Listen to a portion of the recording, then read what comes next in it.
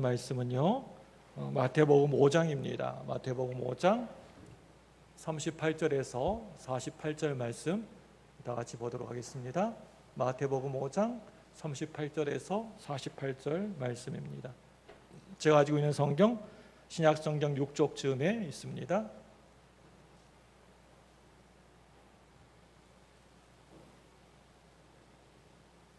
우리 한 절씩 교도하겠습니다. 제가 38절 먼저 읽습니다. 또 눈은 눈으로 이는 이로 갚으라 하였다는 것을 너희가 들었으나 나는 너희에게 이르노니 악한 자를 대적하지 말라. 누구든지 내 오른편 뺨을 치거든 왼편도 돌려대며 또 너를 고발하여 속옷을 가지고자 하는 자에게 겉옷까지도 가지게 하며 또 누구든지 너로 억지로 오리를 가게 하거든 그 사람과 심리를 동행하고 내게 구하는 자에게 주며 내게 꾸고자 하는 자에게 거절하지 말라. 또 내 이웃을 사랑하고 내 원수를 미워하라 하였다는 것을 너희가 들었으나 나는 너희에게 이르노니 너희 원수를 사랑하며 너희를 박해하는 자를 위하여 기도하라. 이같이 한즉 하늘에 계신 너희 아버지의 아들이 되리니 이는 하나님이 그 해를 악인과 선인에게 비추시며 비를 의로운 자와 불의한 자에게 내려 주심이라. 너희가 너희를 사랑하는 자를 사랑하면 무슨 상이 있으리요? 세리도 이같이 아니하느냐? 또 너희가 너희 형제에게만 무난하면 남보다 더하는 것이 무엇이냐? 이방인들도 이같이 아니하느냐? 같이 읽습니다. 그러므로 하늘에 계신 너희 아버지의 온전하심과 같이 너희도 온전하라. 아멘. 할렐루야. 할렐루야 할 때 아멘 하는 것은 우리 세상 사람들, 믿지 않는 사람들은 하지 못합니다. 우리 예수 믿는 사람의 특권인 줄로 믿습니다. 우리가 할렐루야 할 때 여러분이 아멘 이렇게 소리 지를 때, 부르짖을 때 병마가 물러갈 줄로 믿습니다. 여러분의 속에 있는 응어리진 그 염려와 걱정과 근심들이 물러갈 줄로 믿습니다. 다시 한번 하겠습니다. 할렐루야. 예, 반갑습니다. 우리 옆에 분에게 인사하겠습니다. 참 잘 오셨습니다. 참을 길게 하셔야 돼요. 참 잘 오셨습니다. 다시 하겠습니다. 시작. 예, 잘 오신 여러분에게 하나님의 축복과 은혜가 넘쳐나시기를 바랍니다. 사람의 유형이 어떤 유형이 있을까 연구하는 학자가 있었습니다. 이분이 사람을 크게 똑똑한 사람이 있고 멍청한 사람이 있다라고 하는 것을 연구하다가 발견하게 되었습니다. 그리고 사람들 중에는 부지런한 사람이 있고 게으른 사람이 있다라고 하는 것도 발견하게 되었습니다. 이것을 유형별로 나누어서 보게 되면 네 가지의 유형의 지도자가 나옵니다. 첫째로는요, 어떻게 보면 가장 바람직한 지도자의 유형이라 할 수 있는데요, 똑개형이 있습니다. 똑개형. 이 똑개형이 뭐냐면 똑똑하면서도 게으른 유형입니다.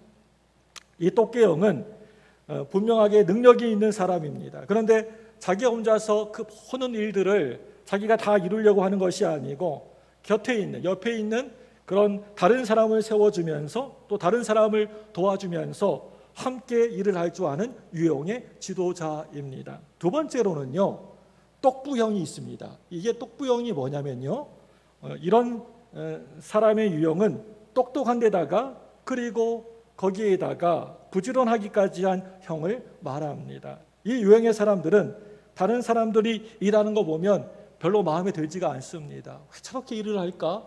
마음에 들어하지 않습니다. 여간에서 그 사람 일하는 것 보면서 마음에 차지를 않아 합니다. 그래서 이런 사람과 함께 같이 일을 하게 되면 밑에 있는 사람이 너무나 힘이 많이 듭니다. 세 번째로는요, 멍게형입니다. 우리가 먹는 멍게 말고요, 멍게형입니다. 이 멍게형이 뭐냐면요, 이런 사람은 멍청한 데다가 또 게으르기까지 해서 도무지 그 사람을 쓸 수가 없는 사람을 말합니다. 네 번째로는요, 이보다 더 심각하고 나쁜 유형이 있는데요, 바로 멍부형입니다. 멍부형. 이 멍부영이 뭐냐면 멍청한 데다가 그런데 너무나 뭐든지 부지런한 사람입니다. 이런 사람의 유형은 지혜도 없이 막 잘난 척하면서 설쳐대다가 결국에는 사람들을 다치게도 하고 또 일이 잘 안 됩니다. 흔히 이 멍부영을 설명하는 얘기가 있습니다.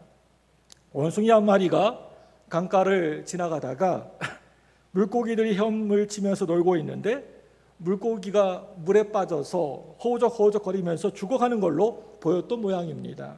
아이고 이거 어쩌나, 저 불쌍한 것들이 물에 빠져가지고 허우적허우적거리고 있네. 내가 가서 저 물고기들을 살려줘야지. 그래서 원숭이가 강에 들어가서 물고기를 건져내어서 모래사장에다가 휙 하고 집어 던지는 겁니다. 살아나라고 그렇게 하는 겁니다. 한 마리 던질 때마다 이 물고기가 푸드덕푸드덕거리면서 죽어가고 있습니다. 실컷 열심히 잡아서 밖에 겨우겨우 던져놓고 보니까 다 물고기들이 다 죽어 있는 겁니다. 그러면서 이 원숭이가 자기 무릎을 탁 치면서 하는 얘기가, 아 정말 내가 조금만 일찍 왔더라고 한다면 저것들을 내가 다 살려낼 수 있었을 텐데, 이렇게 원숭이가 얘기한답니다. 그 다음 날에도 역시 어제처럼 강가에 들어가서 계속해서 물고기를 잡아서 밖으로 던지는 겁니다. 여러분, 이렇게 뭔가를 열심히 일한다라고 하는 것은 참으로 귀하고 소중한 일이라고 생각합니다. 그런데 그것보다 더 중요한 것이 있습니다. 그게 뭐냐면 지금 내가 하고 있는 이 일이 정말 바른 것인가, 옳은 것인가, 가치가 있는 일인가, 하나님이 이 일을 보실 때, 내가 하고 있는 이 일을 보실 때 기뻐하실 만한 일인가 라고 하는 것을 나 스스로에게 아주 진지하게 한번 물어보는 것입니다. 일본의 어떤 화가가 예수님에 대해서 설명하기를 예수님을 바보로 어리석은 자로 묘사했던 것을 본 적이 있습니다. 오늘 말씀, 오늘 산상수훈 첫 번째 장인 마태복음 5장 말씀의 결론이라 할 수 있는 마지막 부분에 나타난 복된 제자들의 모습은 아무리 봐도 제가 보는 눈에는 바보처럼 어리석은 자처럼 보입니다. 여러분, 오늘 말씀 보시면 어떤 사람이 내 오른쪽 뺨을 치거든 내 왼쪽 뺨도 돌려대거라. 너에게 속옷을 입고 있는 속옷을 벗어서 달라고 하면 네가 입고 있는 겉옷까지도 벗어서 그 사람에게 벗어가지고 주어라. 그리고 또 억지로 오리를 함께 같이 가자고 하면 그 사람과 심리를 함께 동행하거라. 너를 괴롭게 하고 핍박하는 원수가 있다고 한다면 내가 그 사람을 진심으로 사랑하거라. 가만히 오늘 이 말씀 읽어보시면 이거 완전 바보 천치들이나 하는 짓거리가 아닙니까? 참으로 어리석은 모습이라 생각합니다. 그런데 이러한 모습이요, 복된 사람, 행복한 사람이 살아가는 방법이라고 하는 겁니다. 여러분, 복된 바보, 이 땅에 살아가면서 행복한 바보가 살아가는 첫 번째 모습이 오늘 말씀 우리가 읽었던 39절 말씀에 자세하게 잘 묘사되어지고 있습니다. 우리 마태복음 5장 39절 찾아서 함께 읽어볼까요? 39절입니다. 시작. 나는 너희에게 이르노니 악한 자를 대적하지 말라. 누구든지 내 오른편 뺨을 치거든 왼편도 돌려대며. 아멘. 여러분, 이 말씀 자세히 보시기 바랍니다. 이 말씀 보시면 뭐라고 하고 있습니까? 오늘 말씀에 누구든지 내 오른쪽 뺨을 치거든 왼편도 돌려대는 것입니다. 그런데 왜 하필이면 오른쪽 뺨을 얘기하고 있습니까? 왜 오른쪽 얘기를 하고 있습니까? 여기에 대해서 랍비들의 설명이 퍽이나 재미있는 것 같습니다. 사람이 상대방의 오른쪽 뺨을 때리려고 하면, 치려고 하면 어느 쪽 손으로 때려야 됩니까? 그 오른쪽 뺨을 때리려면 왼쪽으로 때려야 되지 않겠습니까? 상대방이 이렇게 오른쪽을 때리려면 왼쪽 손으로 때려야 되지 않겠습니까? 그런데 상대방의 오른쪽 뺨을 내가 오른손으로 때리려고 한다면 내 손등으로 그 사람의 뺨을 때려야 오른쪽 뺨을 때릴 수가 있습니다. 여러분, 지금도 뭐 그렇지만은 그 당시에 사람의 뺨을 때린다는 것은 참으로 모독적이고 치욕적인 일이라고 할 수가 있지 않겠습니까? 그런데 단순하게 손으로 때리는 것이 아니라 오늘 말씀 보니까 손등으로 상대방의 뺨을 친다, 뺨을 때린다라고 하는 것은 이건 정말 모독 중에 가장 큰 모독이라 할 수가 있습니다. 이럴 때 어떻게 해야 되는 것입니까? 예수님이 말씀하십니다. 뭐라고 말씀하십니까? 내 왼편도 네 왼쪽 뺨도 돌려대라 라고 말씀하고 계십니다. 여러분, 이게 도대체 말입니까? 뭡니까?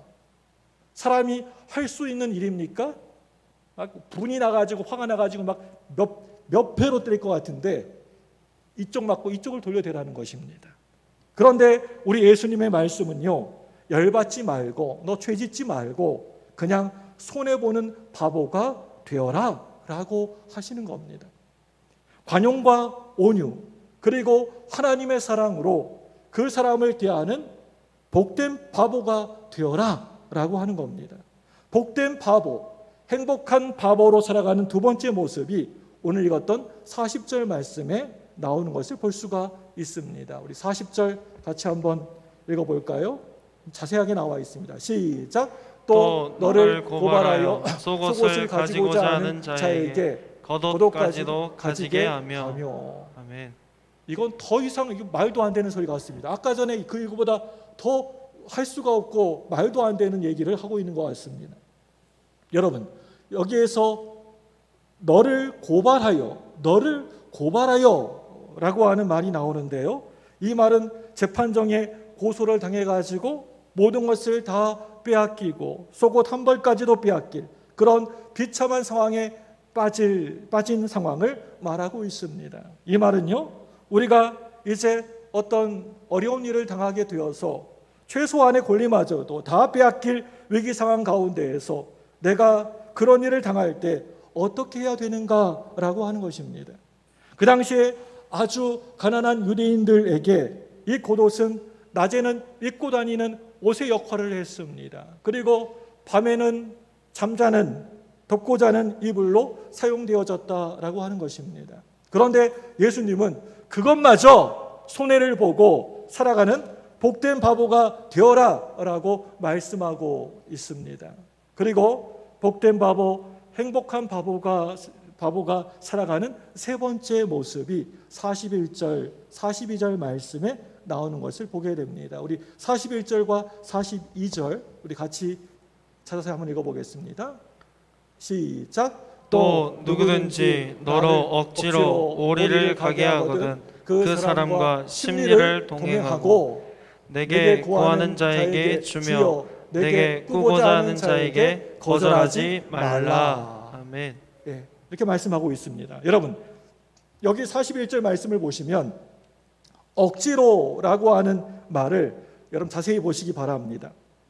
억지로 이 말을 보면 그 당시에 시대적인 배경을 우리가 알 수 있습니다. 그 당시에 로마 제국의 통치 아래에 유대인들이 있었을 때입니다. 로마 군인들이 길을 지나가고 있는 유대인들 아무나 붙잡아가지고 그냥 강제로 삼리에서 오리 정도 짐을 지워가지고 가게 할 수 있는 그런 권리가 있었습니다.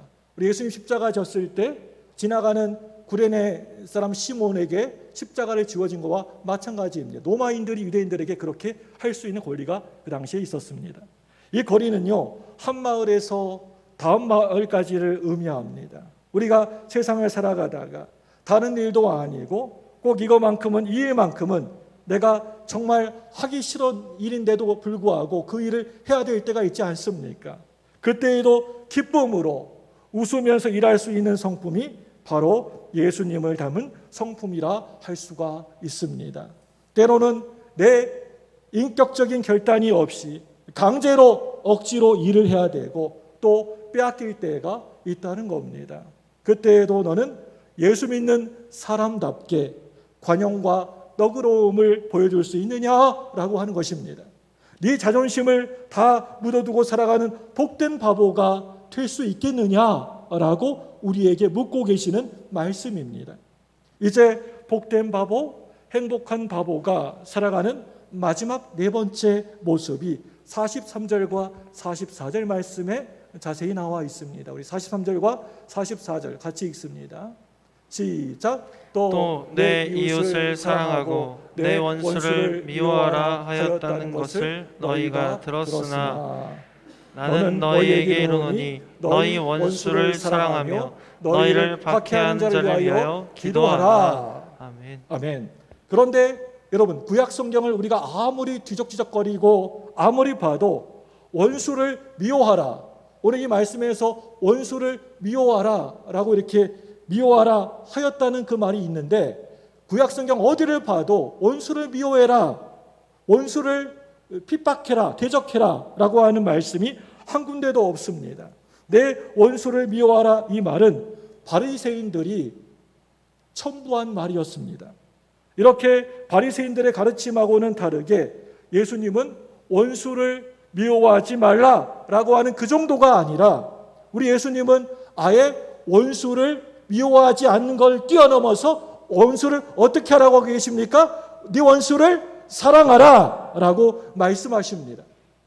아무리 봐도 우리 예수님은 바보처럼 이 땅에 살아가셨던 것 같습니다. 이렇게 말씀하셨던 것은 원수를 갚을 힘이 없고 방법이 없어서가 결코 아니었습니다. 이 길이 바로 복된 바보가 살아가는 길, 율법을 완성하고 살아가는 길, 바리새인들보다 더 나은 의의 길, 복된 길이라고 하는 것입니다. 오늘 말씀을 읽어보면서 복된 바보의 모습을, 행복한 바보의 모습을 한마디로 요약을 해보자면 오리 인생이 아니라 심리 인생이라 할 수가 있습니다. 나아가서 오리도 못 가는 인생이 있는가 하면은 심리를 더 가는 인생이 있다는 것입니다. 오늘 예수님이 말씀하신 너희들 그저 오리만 가는 그런 인생이 절대 되지 말고 심리를 가는 인생이 되어라, 그 심리를 가는 인생으로 살아라 라고 하는 말이 여러분 무슨 말이라고 생각합니까? 이 말씀은 우리에게 주어진 의무가 다들 있다라고 하는 것입니다. 그 의무보다 더 많이 하면서 살라라고 하는 그러한 얘기입니다. 가만히 보면 우리 믿는 사람들에게 주변의 사람들이 거는 기대가 있는 것 같습니다. 그 기대보다 더 많은 성취를 이루라라고 하는 것입니다. 우리가 대가를 받습니다. 그런데요, 그런 대가보다도 더 많이 일하면서 살아라 라고 하는 것입니다. 이것은요, 우리의 가정에서나 또 우리의 직장에서나 신앙생활, 교회 생활에서도 다 마찬가지입니다. 예를 들어서 직장에서 보여지는 근무 시간과 태도만 보아도 그런 것 같습니다. 늘 지각하고 걸핏하면 조퇴해서 일을 하는 사람들, 이런 사람은 오리도 못 가는 사람이라 할 수가 있습니다. 직장 생활할 때 칼 출근하고 또 칼퇴근하는 사람 있지 않습니까? 정확하게 제 시간에 딱 출근해서 시간이 되면 1분 1초도 어기지 않고 칼같이 퇴근하면서 살아가는 사람이 있다라고 한다면 그 사람은 지금 겨우겨우 오리 인생을 살아가고 있는 사람이라 할 수가 있습니다. 그런데요, 다른 사람들보다 좀 일찍 출근해서 하루 일과를 시작하고 성실하게 일을 하다가 좀 뒤늦게까지 자신이 맡은 그 일을 감당하는 사람이 있다고 한다면 그런 사람은 오늘 말씀에 나오는 지금 심리 인생을 살아간다라고 할 수가 있을 것입니다. 어떤 사람이 아무리 인물이 좋고 외모가 잘생기고 좋은 능력을 가졌다라고 할지라도 늘 얌체같이 다른 것에는 전혀 관심이 없고 자기 할 일만 하는 사람, 자기 이익만 늘 챙기며 살아가는 사람, 그런 사람은 어떤 사람도 좋아할 수가 없을 것입니다. 이것은요, 우리 배우자 간에도 마찬가지라고 생각합니다. 우리 교회 생활, 신앙 생활에서도 다 마찬가지라고 생각합니다. 모든 게 다 그렇습니다. 창세기 37장 말씀을 여러분 보시면 아버지 야곱이 아들 요셉에게 형들을 문안하기 위해서 세겜까지 갔다 오라고 이렇게 얘기합니다. 이곳 세겜이라고 하는 곳은 어떤 곳이었습니까? 사실 솔직하게 말하자면 이 야곱의 가족들에게 너무나 위험하고 힘든 곳이었습니다. 그곳에 오래 머문다라고 하는 것은 이 형들에게 어떻게 보면 아주 커다란 위협이 될 수도 있었습니다. 그래서 요셉이 세겜 땅에 갔더니 형들이 아무 일도 없이 세겜에서 양들을 다 치고 도단이라고 하는 곳으로 이미 멀리 간 다음이었습니다. 여러분, 여기까지가 더도 말고 덜도 말고 딱 오리라고 하는 것입니다. 오리라고 하는 말은 거리가 오리라고 하는 그 말이 아니고요. 오늘 말씀에 예수님이 말씀하신 오리라고 하는 말입니다. 돌아가서 아버지에게 제가 세겜에 가봤더니요, 형들에게 아무 일도 없었습니다 라고 말하면 그것으로 끝입니다. 이 요셉의 임무는 다 한 것입니다. 그렇게 보고하면 됐습니다. 참으로 다행이지 않습니까? 그러면 되는 겁니다. 별 문제가 없습니다. 그런데 그러한 의무감보다도 요셉은 더 멀리 가게 됩니다. 세겜에서 그냥 돌아온 것이 아니고요, 요셉은 어디까지 가게 됩니까? 도단까지 가게 됩니다. 그래서 성경을 보게 되면 이 일 때문에 그 후로 요셉이 어떻게 되어집니까? 그 인생에서 커다란 어려움, 위기 가운데 빠지게 되지 않습니까? 그런데도 그 길이 심리길이라고 하는 것을 분명히 요셉은 알았기 때문에 이 어린 요셉은 그 심리길을 흔쾌히 기쁨으로 가게 되었던 것입니다. 그리고 또 이 요셉은 남의 집 머슴살이를 하면서도 그런 가운데에서도 오리 인생으로 살아가는 것이 아니라 끝까지 심리 인생으로 살았다는 것입니다. 심지어는 감옥 안에 들어가서도 다른 사람을 늘 도와주는 심리 인생으로 살았던 것을 우리가 보게 됩니다. 요셉이 이렇게 심리 인생을 살았기 때문에 결국에는 한 나라의 국무총리, 총리 대신이 되지 않았습니까? 여러분, 이 얼마나 요셉은 대단하게 살았습니까? 살아가면서 이 오리도 못 가는 인생은 늘 언제나 어떤 공동체 안에서 필요 없는 사람으로 전락해 버리고 맙니다. 사람은 죽을 때까지 공동체의 일원으로 속해가지고 살아가게 되어 있습니다. 혼자서는 못 삽니다. 어디에 속해 있는 그런 삶을 살아가게 됩니다. 가정 공동체, 또 직장 공동체, 교회 공동체에서 평생 살아가게 됩니다. 바라기는 내가 어느 곳에 어느 자리에 있든지 다른 사람에게 걸림돌 인생이 되지 않으셨으면 좋겠습니다. 그저 있으나 마나한 인생, 그 사람 있어도 그렇고 없어도 그렇고 티도 안 나고 아무런 영향력을 줄 수 없는 있으나 마나한 인생, 오리 인생으로 살지 않으셨으면 좋겠습니다. 누군가 여러분들에게 오늘 말씀에 나온 이 말씀처럼 억지로 오리를 같이 가자고 했을 때 여러분 심리를 함께 같이 동행하시기를 바랍니다. 그저 사람의 눈으로 볼 때에는 진짜 바보, 천치, 멍충이 같이 그렇게 보이지만 바로 그런 사람이 복된 바보, 행복한 바보로 살아가는 길인 줄로 믿습니다. 여러분, 그렇다면 이러한 심리 인생을 살아가는 사람들에게는 하나님이 어떤 축복을 부어주십니까? 첫째로는요, 이렇게 심리 인생들에게는요, 전혀 생각하지 못한 보상, 축복이 따라온다라고 하는 것입니다. 꼭 보상 때문에 우리가 살아가는 건 아니지만은 반드시 그 사람에게는 하나님이 보상하여 주신다라고 하는 것입니다. 갈라디아서 6장 7절입니다. 같이 읽습니다. 6장 7절 시작. 스스로 속이지 말라. 하나님은 업신여김을 받지 아니하시나니 사람이 무엇으로 심든지 그대로 거두리라. 하나님께 우리가 심을 때, 우리가 뿌리고 심을 때 하나님은 반드시 심은 대로 그대로 거두어 줄 줄로 믿습니다. 사람이 무엇으로 뭘 심든지 간에 그대로 거두게 될 것이다. 내 주변에 있는 오리 인생들을 바라보면서 나 자신이 너무나 어리석어 보일 때도 있습니다. 오리 인생들 대충 신앙생활을 합니다.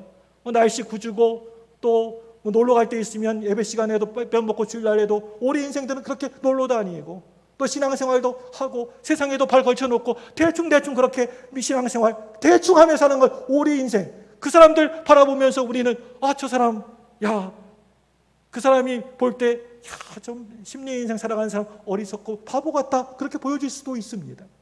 사람들에게 정말 바보 같은 사람이라고 평가를 들을 때도 있습니다. 그런데 심리 인생을 살아가는 길에는, 걸어가는 길에는 늘 언제나 하나님의 보상이 따른다라고 하는 것입니다. 아니, 별로 어떤 보상이 없어도 그렇게 살아갑니다. 그게 바로 복된 바보의 모습이기 때문에 그런 것입니다. 둘째로는요, 심리 인생들에게는요, 늘 자신의 능력이 향상된다, 점점 나아진다라고 하는 것입니다. 여러분, 심리를 걷는 사람들에게 그동안 숨어 있었던 잠재력이 생겨나게 됩니다. 그동안 보여지지 않은 그런 권능과 능력이 생겨나게 됩니다. 기도를 많이 하는 사람들에게 더 많은 기도의 능력이 나타나게 되는 것을 보게 됩니다. 예를 들어서 사랑만 해도 그런 것 같습니다. 내가 사랑을 나누면 나눌수록 더욱더 풍성해지고 커지게 되어 있습니다. 성경을 보면 다윗이라고 하는 꼬마 어린아이가 있었습니다. 나라가 한창 전쟁 중이었습니다. 그런데 어느 날 아버지의 심부름으로, 아까 전에 요셉도 심부름이었는데 이 다윗도 아버지의 심부름으로 전쟁터로 찾아가게 됩니다. 요셉도 다윗도 이렇게 심부름 갔다 오다가 그 인생이 완전히 바뀌어지게 됩니다. 형님들에게 가서 음식을 나누어 주고 안부를 묻고 오는 것이 이 다윗의 임무 할 일이었습니다. 너무나 쉽고 단순한 일이지 않습니까? 그런데 블레셋의 거인 장군인 그런 골리앗이 고래고래 막 고함을 치면서 소리를 고래고래 지르면서 하나님 여호와의 이름을 막 우습게 여기고 망령되이 일컫는데 그 누구도 아무도 그 앞에 나서지 못하고 있는 모습을 보게 됩니다. 어린 소년 다윗이 임금 앞에 섭니다. 뭐라고 얘기합니까? 우리 사무엘상 17장 37절 말씀입니다. 우리 같이 읽습니다. 시작. 또 다윗이 이르되 여호와께서 나를 사자의 발톱과 곰의 발톱에서 건져내시즉 나를 이 블레셋 사람의 손에서도 건져내시리이다. 사울이 다윗에게 이르되 가라, 여호와께서 너와 함께 계시기를 원하노라. 아멘. 하나님께서 지금까지 여태까지 지금까지 지켜주셨는데 저 블레셋 사람의 손에서도 건져내실 줄로 믿습니다. 나를 저 거인 골리앗을 대적할 수 있는 기회를 주십시오. 그 누구도 다윗에게 전쟁에 나가서 싸우러 참여하도록 요청하지 않았습니다. 너 나가서 싸워, 누구도 얘기하지 않았습니다. 형님들에게 그저 음식만 전달해주고 전해주고 안부만 묻고 오더라도 우리 인생 참으로 아주 훌륭한 삶이었습니다. 그냥 심부름만 하고 전해주고 오면 끝입니다. 우리 인생, 완벽한 우리 인생입니다. 충분한 역할을 감당할 수가 있었습니다. 그 주변에 있는 이스라엘의 모든 장수들은 골리앗 대장과 자기 자신을 비교했기 때문에 그 앞에 나서질 못하고 사시나무 떨듯이 벌벌 떨면서 부들부들 떨고 있었습니다. 모두들 오리도 못 가는 장수들이었습니다. 어떻게 어린 다윗이 그 어마어마한 전쟁터에 나설 수가 있었겠습니까? 다윗은 자기 자신과 골리앗을 절대 비교하지 않았습니다.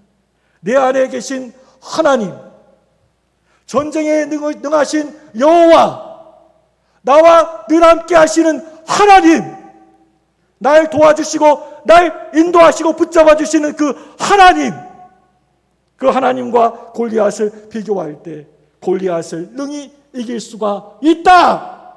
너는 칼과 창과 단창으로 내게 나오지만 나는 네가 저주하고 망령되이 긁고 있는 만군의 여호와의 이름으로 내게 나아간다. 믿음으로 이렇게 나갔던 것입니다.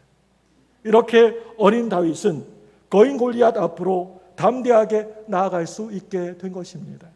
다윗은 오늘 말씀에 심리 인생을 살았던 사람이었습니다.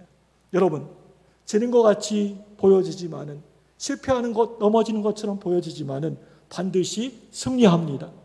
내 힘만을 가지고는, 내 재주만을 가지고는 오리도 갈 수 없지만 하나님이 나와 함께 동행하여 주시고 나와 함께 가게 주시면, 하나님이 나를 붙잡아 주시고 도와주시면, 하나님이 내게 능력 주시면 십리도 갈 수 있고요, 백리도 갈 수 있고 천리도 갈 수 있고, 거기서 승리하고 지치지 않고 달려갈 수 있다. 할렐루야!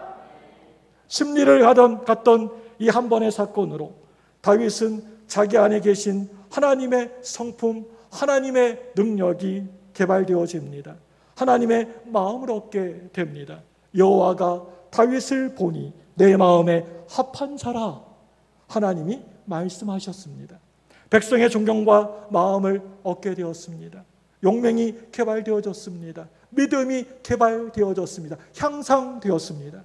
이름도 없었던 무명의 용사 다윗이 다윗 왕궁을 건설하게 되었던 것입니다. 우리가 하나님 앞에 나와 한 번의 예배를 드릴 때도 그렇습니다. 어떤 사람은 단 오리도 못 가는 사람이 있습니다. 우리 주변에 예수 믿는다고 하고 신앙생활 한다는 사람도 오리도 못 가는 사람이 있다는 겁니다. 찬송을 불러도 그 찬송과 나와 아무런 상관이 없습니다. 그냥 입만 털썩털썩하고 눈은 보고 있지만은, 찬양을 하고 있지만은 딴 생각하고 있습니다. 오리도 못 가고 있습니다. 하나님 앞에 나올 때 빈손 들고 나오지 말라고 했는데 빈손 들고 나와서 은혜를 사모합니다. 여러분, 이런 사람들 절대로 은혜 받을 수가 없습니다. 겨우 오리도 못 가는 예배를 지금 드리고 있는 것입니다. 정확하게 예배를 정성을 드립니다. 예물을 정성껏 준비합니다. 오리 인생일 수가 있습니다. 그런데 늘 울어도 눈물로써 못 갚을 줄 알아. 이 몸밖에 드릴 게 없어. 더 없어서 이 몸 하나님께 바칩니다. 힘에 겹도록 예물을 준비하고 시간을 준비하고 몸을 들여 섬기는 사람들이 있습니다. 바로 이런 사람이 하나님의 그 마음을 감동시키는 것입니다. 이런 사람에 의하여서 교회에는 눈물을 흘리게 되는 것입니다. 하나님 나라가 점점 확장되어져 가게 되는 것입니다. 이런 사람은 심리 예배를 드리는 사람입니다. 혹시 우리들 가운데 이렇게 말하고 싶은 사람 있을지도 모르겠습니다. 백리를 가도 함께 같이 가고 싶은 사람이 있는 것이고, 또 단 한 걸음을 가더라도 함께 절대 그 사람하고 가고 싶지 않는 사람이 있는 것입니다. 평생을 해도 하고 싶은 일이 있는 것이고, 단 한 번을 하더라도 하고 싶지 않은 일이 있다고요. 그런데 여러분 꼭 기억하시기를 바랍니다. 오늘 말씀을 보시면 억지로 끌려가도 심리 인생이 되라고 하는 것입니다. 여러분, 억지로 가더라도 여러분 모두 심리 인생 되시길 바랍니다. 마태복음 5장 41절 말씀입니다. 우리 같이 읽습니다. 41절 시작. 또 누구든지 나로 억지로 오리를 가게 하거든 그 사람과 심리를 동행하고. 아멘. 여기 이 말씀에서 아주 중요한 단어가 하나 나옵니다. 여러분 유심히 자세히 그 단어 보시기 바랍니다. 그게 뭡니까? 여러분, 누구든지, 또 누구든지 할 때 누구든지입니다. 누구든지라고 하는 말인데요, 문제는요, 함께 같이 가고 싶지 않을 때가 그게 문제입니다. 억지로 가게 하거든입니다. 여기서 생략된 말이 있습니다. 기꺼이 또는 기쁨으로라고 하는 말입니다. 기꺼이 심리를 가거라, 기쁨으로 심리를 동행하거라. 그래야 바보는 바보인데 복된 바보, 행복한 바보가 될 수 있는 겁니다. 오늘 심리 인생이 되라고 하는 이 말씀은 갑자기 복수에 대한 교훈으로 결론을 내리고 있습니다. 우리 5장 38절 한번 볼까요? 38절입니다. 시작. 또 눈은 눈으로, 이는 이로 갚으라 하였다는 것을 너희가 들었으나. 아멘. 하나님 백성들은, 또 예수 믿는다고 하는 사람들은 절대 그렇게 살아가는 것이 아니다. 누가 너희에게 억지로 오리를 같이 가자라고 하거든 심리를 함께 동행하거라. 진정한 예수 믿는 사람들은요, 이렇게 눌려 살면서도 나를 누르는 사람을 변화시킬 수 있다. 눌려 살면서도 나를 힘들게 하고 핍박하는 사람에게 진한 감동을 줄 수 있다라고 하는 것입니다. 그 사람을 바꾸어 버리고 변화시키는 능력이 우리 예수 믿는 사람들에게는 있다라고 하는 것입니다. 정말 찢어지게 없이 살면서도, 가난하게 살면서도 돈 많은 잘 사는 부자를 감동시킬 수가 있습니다. 참으로 낮은 자리에 있으면서도 세상의 높은 자리에 있는 사람을 감동시킬 수가 있는 것입니다. 배운 것이 별로 없는데도 많이 배운 사람에게 영향력을 끼치면서 살아갈 수 있는 사람, 바로 그러한 사람이 진짜 예수 잘 믿는 사람, 진정한 하나님의 백성인 줄로 믿습니다. 내가 가고 싶은 길, 취미나 오락으로 꼬불채를 잡고 걷는 그런 심리길을 말하는 것이 아닙니다. 우리가 일생을 살아가다 보면은, 신앙생활 하다가 보면은 상황이 너무나 힘들고 그 상황은 어려운데 억지로 오리를 가야 될 때가 있습니다. 지금까지 여러분들이 신앙생활을 하면서 성령님은 여러분들에게 계속해서 무거운 헌신과 희생을 요구하고 있지만 한 번도 제대로 지금까지 순종해보지 못한 신앙생활의 심리생활이 그 무엇이 있습니까? 너 일어나 기도해라! 너 기도할 때야! 내가 볼 때는 그분 꼭 기도해야 될 텐데 더 기도 안 해요. 힘들고 어려운 일이 있으면 분명히 주 앞에 나와서 기도하셔야 되는데 기도 안 해요. 참 희한해요. 막 나와서 막 부르짖고 막 하나님께 막 붙들고 막 할 것 같은데 기도 더 안 하시더라고요. 예배 자리에 안 나오시더라고요. 너 일어나 기도해라. 너 혼자 힘으로 절대 그거 안 돼. 열심히 기도해. 이렇게 성령님이 계속해서 여러분의 마음속에 부담감을 주고 있습니까? 여러분, 그럴 때 주저하지 마시고 미루지 마시고 나중에, 다음에, 내년에 얘기하지 마시고 지금 당장 기도하시기를 바랍니다. 바로 그 끝에 여러분을 위한 아름다운 능력의 자리가 준비되어 있습니다. 너 그 문제 절대 너 스스로 혼자 해결할 수 없어. 금식해라. 너 금식해라. 말씀하십니다. 그러면 금식 시작하시길 바랍니다. 솔로몬의 1,000번제처럼 어깨가 무겁도록 하나님께 한 번 드리고 신앙생활을 결단해라 라고 말씀하십니까? 잘라서 드릴 것을 드리시기 바랍니다. 세상 줄을 끊지 못해 한 걸음도 꼼짝달싹 못하시는 분 계십니까? 과감하게 잘라버리시기 바랍니다. 자르시기 바랍니다. 여러분이 지금 앉은 자리보다 더 멋진 자리가 준비되어 있습니다. 네가 가고 싶은 곳까지만 제발 너 가지 말고 심리까지 한번 가보아라. 늘 언제나 세상을 바꾸고 변화시키는 사람은 복된 바보, 복된 어리석은 자였습니다. 팔복으로 시작된 산상수훈 5장 말씀은 복된 바보, 행복한 바보가 되어서 살아가는 모습으로 우리를 축복하고 있습니다. 사랑하는 우리 성도 여러분들, 예수 안 믿는 남편을 구원하기 위하여서, 또 예수 안 믿는 그 자식들, 가족을 구원하기 위하여서 참아야 되는, 인내해야 되는 고통이 뭐 어디 한두 번뿐이었겠습니까? 꺾여지는 자존심이 뭐 한두 번뿐이었겠습니까? 버려야 되는 일이 한두 번뿐이었겠습니까? 하나님은 모든 것을 다 알고 계십니다. 하나님이 다 보고 계십니다. 하나님이 보상해 줄 줄로 믿습니다. 여러분이 그 어리석은 그 바보 천지 같은 그 짓 때문에 세상은 완전히 뒤집어져 버리고 바뀌어지게 될 줄로 믿으시기를 바랍니다. 여러분이 예수 믿는다고, 신앙생활한다고 그렇게 무시하고 핍박했던 사람이 다 돌아오게 될 것입니다.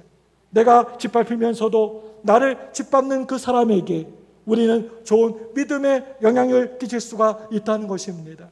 내가 핍박을, 박해를 당하면서도 나를 핍박하는 사람을 바꿀 수가 있다는 것입니다. 욕을 엄청 많이 얻으면서도 나를 그렇게 욕하는 사람에게 감동을 줄 수가 있다는 것입니다. 배운 것이 별로 없는데도 많이 배운 사람들을 뒤집어 놓을 수가 있다는 것입니다. 가진 것도 없는데도 이 땅에 부자로 살아가는 사람들 바꿀 수가 있다는 것입니다. 사랑하는 여러분들, 이 시간 저와 여러분들은 이 세상에서 최고의 복된 바보들입니다. 제일 행복한 파보들입니다. 믿습니까? 이 시간에 기도하기 원합니다. 두 손을 번쩍 드시고 저를 한번 크게 따라서 해주시기 바랍니다.